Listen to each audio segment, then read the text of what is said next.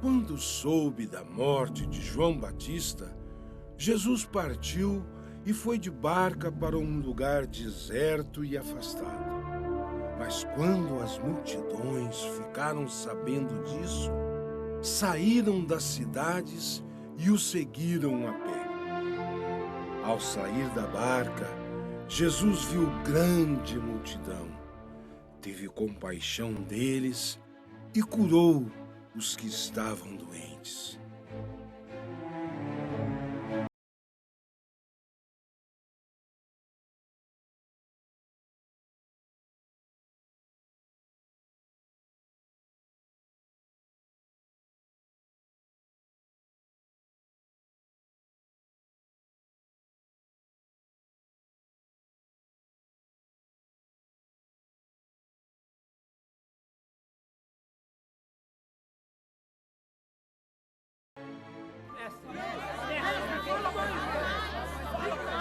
Calma, meu povo, calma!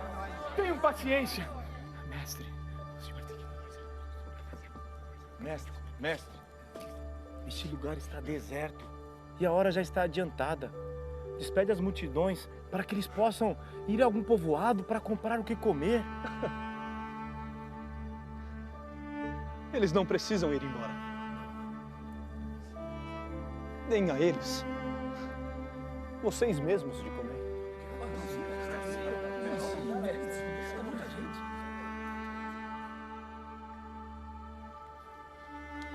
Mas nós só temos 5 pães e 2 peixes.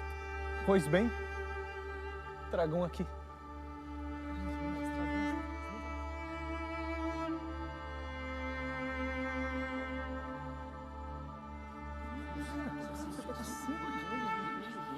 Peçam por gentileza, para que todos se sentem. Vamos?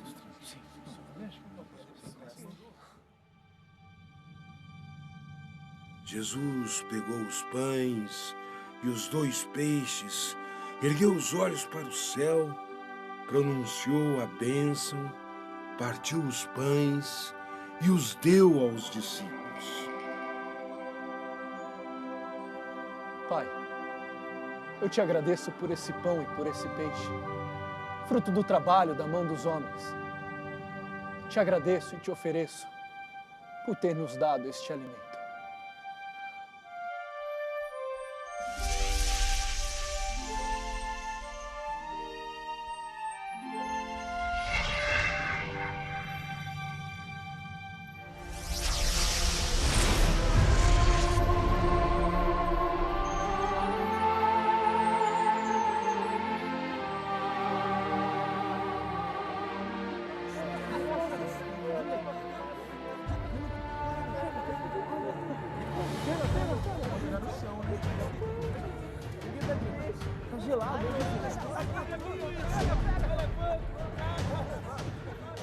E os discípulos distribuíram as multidões.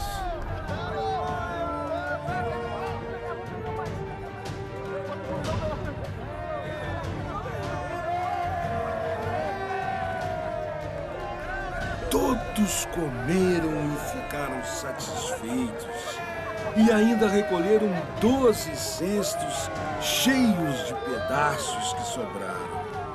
O número dos que comeram eram mais ou menos 5.000 homens, sem contar mulheres e crianças.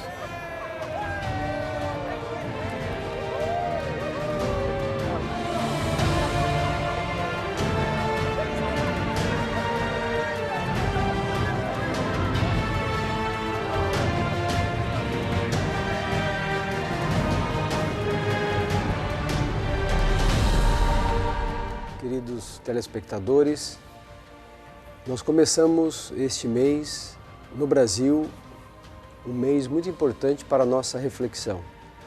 Nós chamamos de mês vocacional. Durante o mês de agosto nós meditamos um pouco mais sobre as vocações, melhor dizendo, sobre a resposta que nós damos ao chamado que Deus faz. Hoje, iniciando o mês de agosto, portanto, nós temos um texto muito importante para abrir esta reflexão do mês de agosto e para nos ajudar na meditação deste domingo. O que nós temos hoje no Evangelho de São Mateus? Jesus começa a ter muito contato com as multidões. As pessoas o procuram, buscam nele uma esperança, a cura, buscam nele a segurança para a sua esperança, esperança que o povo de Deus sempre alimentou desde o Antigo Testamento. Esperança de uma vida sem dificuldades, esperança de uma vida mais justa, esperança de não ter mais que responder à perseguição de outros povos. O texto de hoje nos dá algo diferente. Jesus, ensinando aquelas multidões, explica como é que o reino dos céus deve acontecer.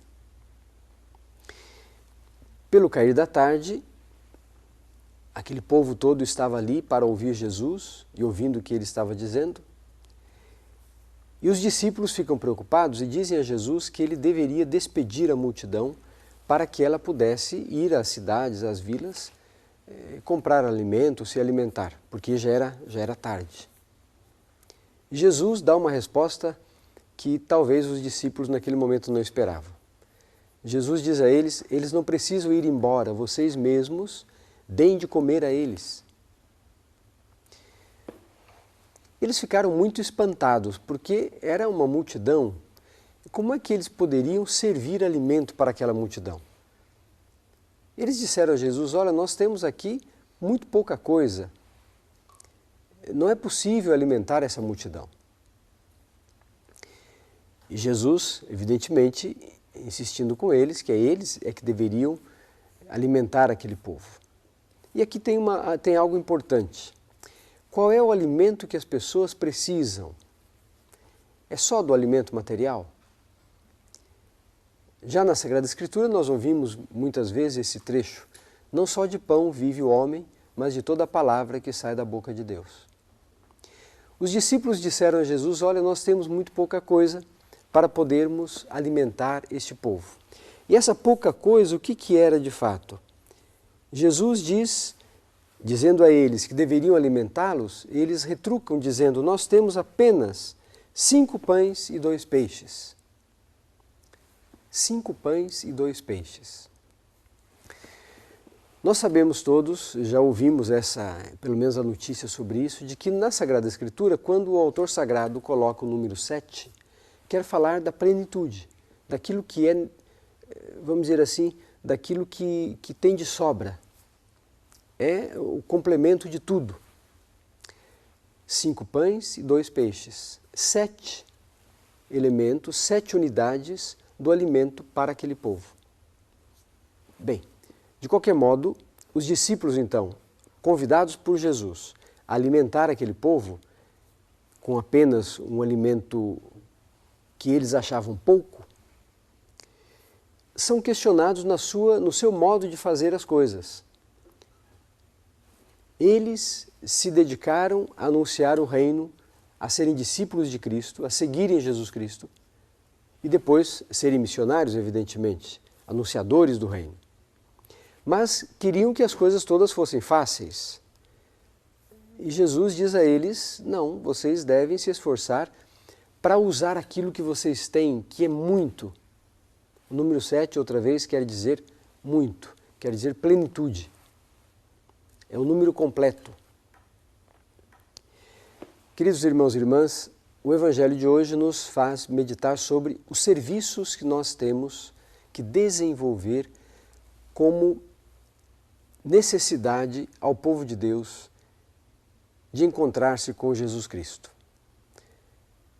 Nós estamos, como disse no início, abrindo o mês vocacional.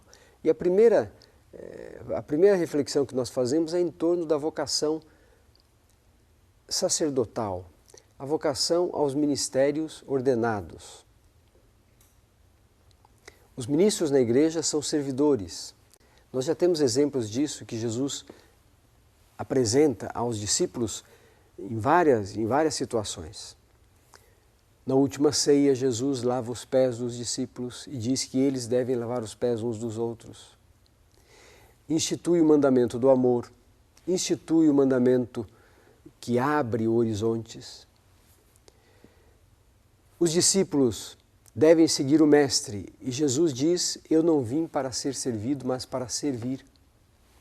Ou seja, os ministros ordenados na igreja têm a responsabilidade de se colocarem a serviço do povo de Deus, nas suas necessidades espirituais e na sua relação com Deus.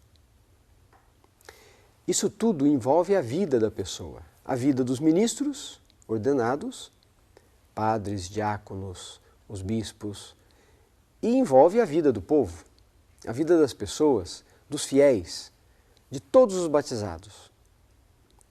Por isso, queridos irmãos e irmãs, nesta meditação de hoje nós queremos compreender bem que todos nós batizados somos chamados a estar disponível e a serviço do Reino. De modo muito especial, aqueles que querem dedicar a sua vida, consagrar a sua vida ao serviço dos irmãos no ministério ordenado na igreja. Os irmãos precisam receber integralmente a palavra de Deus, os sacramentos e a vida cristã. Devem ter a possibilidade de exercitarem a vida cristã. E é para isso que os ministros ordenados são colocados à frente das comunidades para possibilitar este caminho. Pois bem, convido a todos para que nesta semana, pelo menos, você que está em casa com a sua família, você que está no seu trabalho, dedique um tempo de oração por todos os ministros da igreja, especialmente uma oração especial pelo Santo Padre o Papa, pelos bispos todos do mundo, pelos padres, pelos diáconos, pelos seminaristas. Por isso, queridos irmãos e irmãs, nós queremos hoje fazer este agradecimento a Deus, agradecer porque Ele não deixa faltar pastores no meio do seu povo, que Ele continue inspirando jovens para se colocarem a serviço do Reino.